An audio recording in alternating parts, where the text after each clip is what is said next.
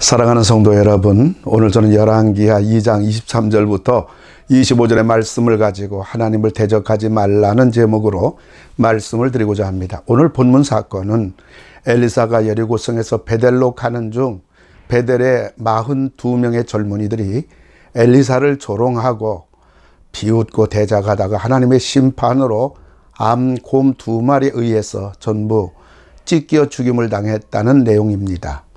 오늘 이 사건이 주는 교훈은 은혜를 대적하지 말라는 것입니다. 우리들은 하나님의 은혜는 물론 사람들의 은혜로 살아온 자들입니다. 우리들을 뒤돌아보면 하나님의 은혜, 사람들에게 은혜가 아닌 것은 하나도 없습니다. 오죽해야 사도 바울은 나의 나된 것은 하나님의 은혜로라 라고 고백했겠는가요? 그런데 하나님 은혜에 대하여 내가 잘나서 된 줄로 알고 하나님께 영광을 돌리기는커녕 나의 자랑으로 삼는 것입니다. 더 나아가 하나님이 주신 그 은혜를 세상으로 제약으로 나가는 것입니다. 오늘 베델의 이 젊은이들은 엘리사를 통하여 여리고성이 생명으로 축복의 도성으로 된 것을 알고 이 베델에도 엘리사를 통하여 임할 은혜를 기대했어야 할 것입니다. 그리고 오늘 본문이 주는 또 하나의 교훈은 하나님의 역사를 대적하지 말라는 것입니다. 여리고성의 이 놀라운 역사는 분명 하나님이 하신 겁니다. 엘리사가 한 것이 아니란 말입니다. 이 세상은 창조로부터 섭리 그리고 종말까지 그리고 우리들 역시 하나님의 역사로 살아왔고 하나님의 역사로 살아갈 자들입니다. 그런데 하나님이 하신 역사를 인정하지 않고 도리어 대적하며 내가 한 것인 양 내가 할 것인 양 교만해서는 안 되는 것입니다. 그리고 신앙의 환경을 대적해서는 안 되는 것입니다.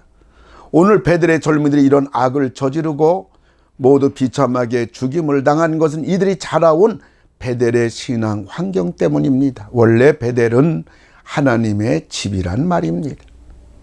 그런데 북이스라엘 왕인 여로보암은 이 베델과 단에 금송아지를 세워놓고 금송아지를 하나님처럼 섬기게 한 것입니다. 그러니까 베델은 하나님의 집이 아니라 우상의 도성이 된 겁니다. 이런 환경 속에서 자란 이 베델의 젊은이들이 하나님을 알 리가 만무합니다. 하나님의 선지자를 인정할 리 만무합니다. 신앙의 환경이 오늘 이들을 죽음으로 몰고 간 것입니다. 신앙의 환경이 이렇게 중요한 것입니다. 오늘 우리 주변을 뒤돌아보면 우리 자녀들이 살아갈 세상의 신앙 환경은 최악입니다. 우리들은 어쩌든지 최선을 다해서 우리 가정을 신앙의 환경으로 만들어야 합니다. 우리 자녀들이 어쩌든지 교회를 통하여 신앙의 환경 속에서 자라게 해야 합니다. 하나님을 대적하지 말라. 은혜를 대적하지 말라.